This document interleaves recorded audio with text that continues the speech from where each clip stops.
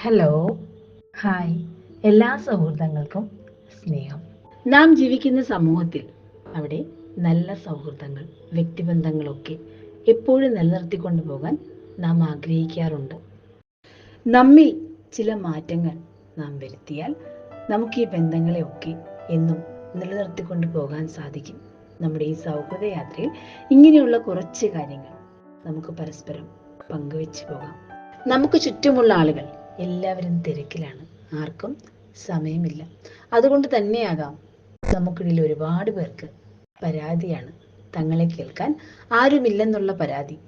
എപ്പോഴും ഏതൊരു ബന്ധവും മനോഹരമാക്കുന്നത് നിങ്ങളൊരു നല്ല കേൾവിക്കാരനാകുമ്പോഴാണ്. ഏതൊരു ബന്ധത്തെയും ആത്മാർത്ഥമുള്ളതാക്കുന്നത് നമ്മെ അവർ കേൾക്കുമ്പോഴാണ്, പങ്കുവെക്കുന്നതിലൂടെയാണ്. അത് സന്തോഷമായാലും സങ്കടമായാലും ഏതൊരു ബന്ധവും ആത്മാർത്ഥമായി നിലനിന്ന് പോകുന്നത്.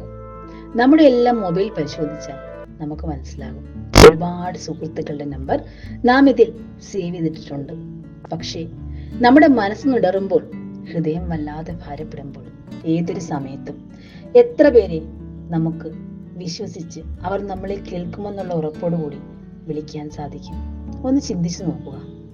അങ്ങനെ ഒരാൾ പോലും ഇല്ലെങ്കിൽ എന്താണ് നാം കൊണ്ടു നടക്കുന്ന ഈ സൗഹൃദങ്ങൾ അല്ലെങ്കിൽ വ്യക്തിബന്ധങ്ങൾ? അതിനൊക്കെ മൂല്യം. ചില മനുഷ്യർ പെട്ടെന്നുണ്ടാകുന്ന ആഘാതത്തിൽ മനസ്സ് വല്ലാതെ തകർന്നു പോകുമ്പോൾ ചിലപ്പോൾ തങ്ങളെ കേൾക്കാൻ ആരും തയ്യാറാകില്ലെന്നുള്ള ചിന്ത കൊണ്ടാണ് ജീവിതം തന്നെ അവസാനിപ്പിക്കുന്നത്. ഏതൊരു ബന്ധത്തിലും നാം ഒരു നല്ല കേൾവിക്കാരനാവുകയാണെങ്കിൽ ഒരുപാട് പ്രശ്നങ്ങൾ പരിഹരിക്കാൻ സാധിച്ചേക്കും. നാം കരുതും പോലെ പ്രശ്നങ്ങളുടെ വലിപ്പം അത്രത്തോളം വലുതായിരിക്കില്ല. അത് കാഴ്ചപ്പാടുകളുടെ വ്യത്യസ്തമാണ്. രണ്ടു കൂട്ടരും പരസ്പരം കേൾക്കാനും ക്ഷമിക്കാനും തയ്യാറായാൽ ആ പ്രശ്നം അവിടെ പരിഹരിക്കപ്പെടും. അതിനാൽ എപ്പോഴും നല്ല കേൾവിക്കാരനാവുക. നമുക്ക് മുമ്പിലുള്ള ആൾ, അയാൾക്ക് എന്താണ് പറയാനുള്ളത് എന്ന് ഒരു തീരുമാനമെടുക്കുന്നതിന് മുമ്പ് കേൾക്കാൻ ശ്രമിക്കുക. അത് നിങ്ങളുടെ ബന്ധം കുറച്ചുകൂടി മനോഹരമാക്കി, ദൃഢമാക്കി മുന്നോട്ട് കൊണ്ടുപോകും. നാം എന്ത് സംസാരിക്കുന്നതോ അത് നമ്മുടെ ശരിയാണ്. നമ്മുടെ ശരി അത് മറ്റൊരാൾക്ക് ശരിയാകണമെന്നില്ല, നമ്മുടെ മാത്രം ശരിയാണ്. ഭൂമിയിലെ മണ്ണ് പല സ്ഥലങ്ങളിൽ വ്യത്യസ്തമാണ്. അതുപോലെ തന്നെയാണ് മനുഷ്യന്റെ മനസ്സ്. നാം എത്രയൊക്കെ അവരെ മനസ്സിലാക്കാൻ ശ്രമിച്ചാലും ചിലപ്പോൾ അവരവരുടെ വിശ്വാസം അതിൽ തന്നെ ഉറച്ചു നിൽക്കും. നാം പറയുന്ന കാര്യങ്ങൾ അവർ അനുകൂലിക്കണമെന്നില്ല. കാഴ്ചപ്പാടുകൾ തമ്മിലുള്ള വ്യത്യാസം മനസ്സിലാക്കാൻ ശ്രമിക്കുക. അപ്പോൾ നിങ്ങൾക്ക് മറ്റൊരാളോട് തോന്നുന്ന വെറുപ്പ്, ദേഷ്യമൊക്കെ ഇല്ലാതായി തീരും. നിങ്ങൾക്ക് മനസ്സിലാക്കാൻ സാധിക്കും അത് അവരുടെ കാഴ്ചപ്പാടാണ്. ഒരിക്കലും രണ്ടുപേർക്ക് ഒരുപോലെ ചിന്തിക്കാൻ കഴിയില്ല.